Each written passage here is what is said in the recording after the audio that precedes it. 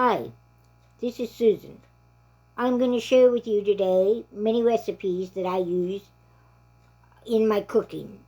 Most of them are a seasoning recipe where I take different spices and put them together and make my own special seasoning mix. I find it less expensive to do it that way. I don't need all these extra spices around, such as the barbecue rub. I can just buy my spices, I can put them together, and I've got it. I don't have to run uptown and buy one that has who knows what in it, and I know exactly what goes into mine. There's no artificial preservatives in it. The first one I do is the Neely Dry Barbecue Rub. I don't know how many of you remember the Neely's on Food Channel. They used to make, it was a barbecue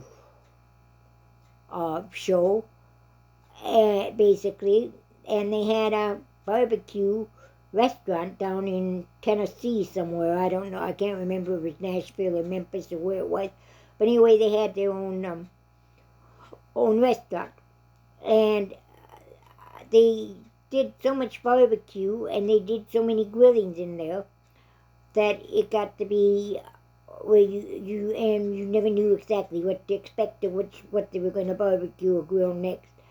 This is their dry rub barbecue rub, and I like it. In fact, I love it. I put it on all kinds of meats, and I just rub it in. I put it on pork. It was meant, I would think, to pork, but I've also used beef and chicken on it. I rub it in before I roast it, and it is a really, really good recipe. For the paprika, you could use the smoky, not smoky, and I use the smoky. I think it gives it a little more flavor, and I also use the brown sugar because I think we have a little bit more flavor. I hope you enjoy this one. It is a good recipe. The next recipe is onion soup mix, and you all know about the dry onion soup mix that you can buy in the stores. Well, this is a substitute, it's a copycat recipe, and I make it all the time. I use it all the time. And, yeah, very easy to put together. Your onions, your baking powder, or your cubes that you crush, onion powder, sea salt, and but do not use the salt if you're using the baking cubes. Otherwise, it will get way too salty. And by the way, did you know if your soups get salty or your vegetables get salty, just add some potatoes to it and let them cook. And when the potatoes are tender, take potatoes out, throw them away, and more than likely, most of your salt has disappeared. The salt will go into the potatoes, and you will be okay. Another way to get rid of salt is to add a little bit of sugar to it, and that might work. On the other side, if it gets too sugary, add a little bit of salt to it, and you'll be fine. Anyway, this is the recipe I use all the time. I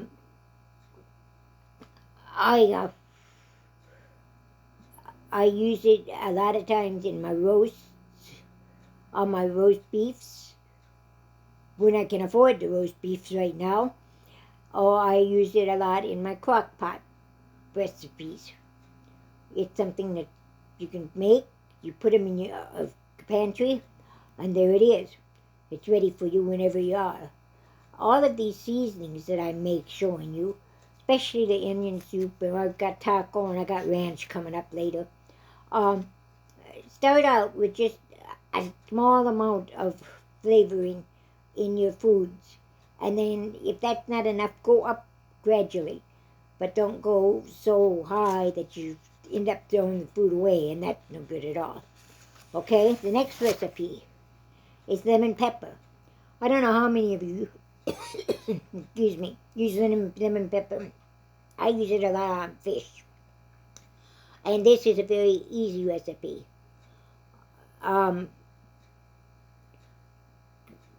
It just takes the lemon peel and black pepper and a little bit of salt. you can't get much simpler than that, but it also has a beautiful flavor to it, and that's what we go for, isn't it? Beautiful flavor, the good, the good seasoning. There again, you start with a small amount, and you go up to larger amount, but as your taste flavor. Everybody is different there. So what one person might use a teaspoonful, but somebody else might use a teaspoon and a half or 2 teaspoons full of it to make it taste the way they want it tasted. This is the lemon pepper one. Lemon peel, black pepper, and salt. A very simple, easy recipe. The next one is, if I can get my papers apart. Here I go. Ranch dressing mix. Yes, you can try your Hidden Valley, but that's expensive. One little packet the other day when I priced it was over $2 in my local grocery store. Now you got to remember, I don't live near Walmart or anything, so my basic grocery store, I have one in town, and I have a Dollar General. And when I priced out the ranch dressing mix in my store, grocery store, it was over $2 for a little packet, one packet. Now I can take that $2 and I can get these seasonings, these spices, and put them all together, and I can make an awful lot of ranch dressing with those for $2. And I know again what's inside of it. To use as a dressing, when you're going to do it, you add mayo and you add sour cream or yogurt and a teaspoon of the dressing mix. Can't get much simpler than that, can you? And again, you start with one and you go on to the other. I often use this mix to season my chicken and my beef in the crock pot. It gives the food an extra layer of flavor. For a dip, using this mix, just add sour cream. About a half a cup of sour cream and a teaspoon of your dressing mix, or how much you want, and mix it together and throw it in the refrigerator, let it cool for a while. It is really, really good, and it's a lot cheaper than what those little packets are. The next one, pumpkin pie spice. Maybe you don't use much of it except Thanksgiving, but I make a lot of pumpkin recipes. So I always have pumpkin in my pantry, and I make muffins with it, I make bars with it, I make cakes with it, and I would rather use my pumpkin pie spice with it rather than all these individual spices. So that's what I do. You just mix these all. Mix these all together. You have all this in your. You should have all of these in your pantry. Cinnamon, allspice, ginger, and cloves. And you mix it all together and put it in a jar. And when you get time when you want to use it, you just put it into your recipe.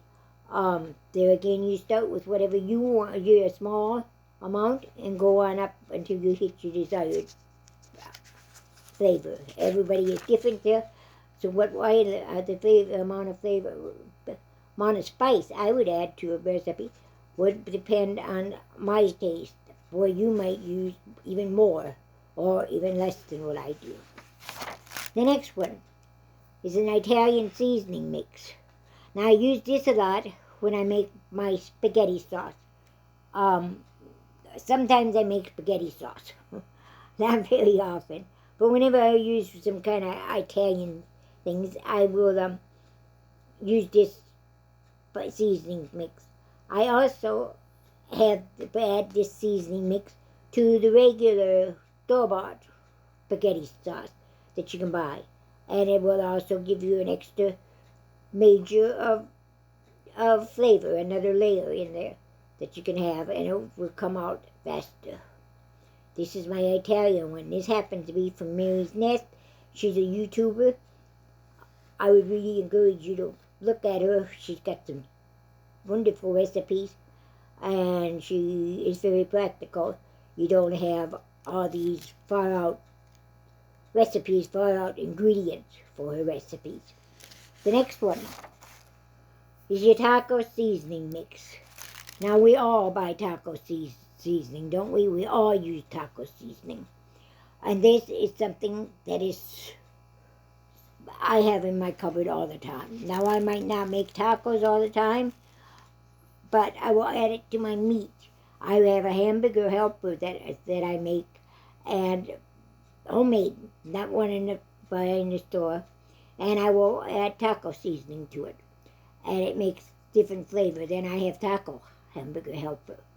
I add it to roast beefs at times, and I add it to pork. I have a pulled pork recipe where I use it with Dr. Pepper and taco seasoning mix, and it's delicious, and it's one of our favorites over here. I've served it I don't know how many times to our neighbors. They love it. It goes through in a heck of a hurry, and yeah, well, it's gone. But anyway, there's our taco seasoning mix, and it is a good one. There again, you just use a few simple spices. You put them together, and you got your mix. And you don't, I don't know, last time I looked at a mix, I think it was over $1 for a packet. That's too expensive for me. Okay? So keep these recipes in hand. Make your own. It's cheaper than buying a little packet for $1 that you can only use one time. And these you can ever have a whole, you will be able to make many tacos or many recipes with this mix. The next one, oh, I think we're going to quit. I'm getting now into my cookie mixes, and I will do those tomorrow. I have several cookie mix recipes, mixes that you can use, and it's really something simple to use. You have it in your pantry, and when you want to make a cookie or you want to make some cookies, you just grab that and you make it. You don't have to worry about anything else. This is one of my snickerdoodle ones. I have snickerdoodle